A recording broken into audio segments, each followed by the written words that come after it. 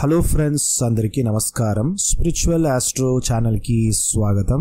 ఈరోజు మనం తులారాశి వారికి 2025 అక్టోబర్ నెల రాశి ఫలితాల గురించి మనం తెలుసుకోబోతున్నాము. ఇది తెలుసుకునే ముందుగా ఈ ఛానల్ని మీరు కొత్తగా చూస్తున్నట్టయితే సబ్స్క్రైబ్ చేసి పక్కనే ఉండే బెల్ ఐకాన్ని కూడా క్లిక్ చేయండి. అప్పుడే నేను అప్లోడ్ చేసే వీడియోస్ మీకు రెగ్యులర్గా వస్తూ ఉంటుంది. నా దగ్గర మీరు కన్సల్టేషన్ తీసుకోవాలంటే డిస్క్రిప్షన్లో ఉన్న నంబర్కి మీరు వాట్సాప్ చేయండి. కన్సల్టేషన్ డీటెయిల్స్ మీకు చెప్పడం జరుగుతుంది. ఇంట్రెస్ట్ ఉన్నవారు నాకు వాట్సాప్ చేయండి. ఇప్పుడు తులారాశి వారికి మీ యొక్క వ్యయస్థానంలో శుక్రుడు గోచరించడం జరుగుతుంది. అక్టోబర్ నెల 9వ రోజు మీ యొక్క జన్మరాశిలోనే బుధుడు, అలానే మీ యొక్క జన్మరాశిలోనే కుజగ్రహం ఉంది. పంచమంలో రాహు, షష్టమంలో శనిశ్చరుడు, ఇక దశమ స్థానంలో గురుగ్రహం యొక్క ట్రాన్సిషన్ కూడా వస్తుంది ఈ నెలలో.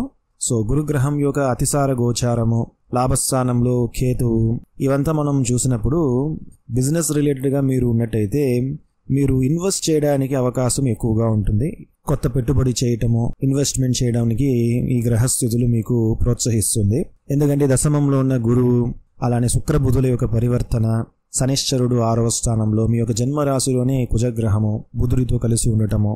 సో ఈ ట్రాన్సిషన్స్ అన్ని మనం చూసినప్పుడు మీకు తప్పనిసరిగా మీరు ఇన్వెస్ట్మెంట్ చేయడానికి బిజినెస్ రిలేటెడ్గా మీకు చాలా మంచిగా ఉందని చెప్పవచ్చు. అలానే వృత్తి ఉద్యోగాల్లో కూడా మంచి అభివృద్ధిని ఇస్తుంది. ఎడ్యుకేషన్ ఉన్న వారికి మంచి ఎడ్యుకేషను, మంచి నాలెడ్జ్ మంచిగా ఉందన్నమాట. కుజగ్రహం యొక్క జన్మరాశిలోనే ఉంది కాబట్టి ఒక ఉత్సాహము, ధైర్యము, ఒక ఎనర్జీ అనేది మీకు ఎన్హాన్స్ అవుతుంది. సో ఈ నెల అనేది మీకు మంచిగా ఉంది అని తెలియజేస్తున్నాను. మోస్ట్లీ చాలా తక్కువగా నెగటివ్ ఎఫెక్ట్స్ అయితే ఉన్నాయి. ఏదైనా మనం సరిగా ఒక స్పష్టత లేకుండా ఉండటం లాంటివి జరగవచ్చు అన్నమాట. ఎందుకంటే రాహు మీకు పంచమ స్థానంలో ఉన్నాడు. గురుగ్రహం యొక్క దృష్టి అనేది మీ యొక్క జన్మరాశి మీద ఉంటుంది.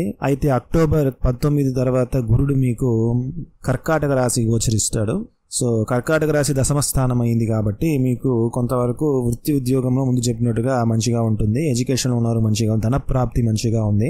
అలానే వివాహం కోసం ప్రయత్నించే వారికి కూడా వివాహం జరగడానికి దానికి అనుకూలమైన కాలము మీకు మంచిగా కలిసి వస్తుంది. సూర్యుడు మీకు వ్యయస్థానంలో ఉన్నాడు కాబట్టి కొంచెం మీకు ట్రావెల్స్లో సరిగా నిద్ర సరిగా లేకపోవటం లాంటివి కూడా జరగవచ్చు. సో ఆరోగ్యం మీద కొంచెం శ్రద్ధ తీసుకోవటం మంచిది. పెద్దగా నెగటివ్గా ఉందని మనం చెప్పడానికి వీల్లేదు.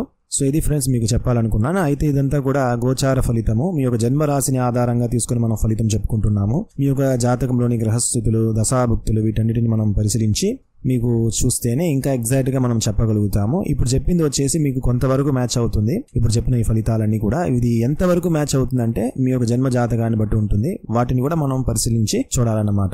అప్పుడే మీకు ఎగ్జాక్ట్గా చెప్పగలుగుతాము. ఇది రాశి ఫలితం మాత్రమే అని తెలియజేస్తున్నాను. ఈ వీడియో మీకు నచ్చినట్టయితే లైక్ చేసి మీ ఫ్యామిలీ మెంబర్స్, ఫ్రెండ్స్ అందరికీ కూడా షేర్ చేయండి. ధన్యవాదాలు.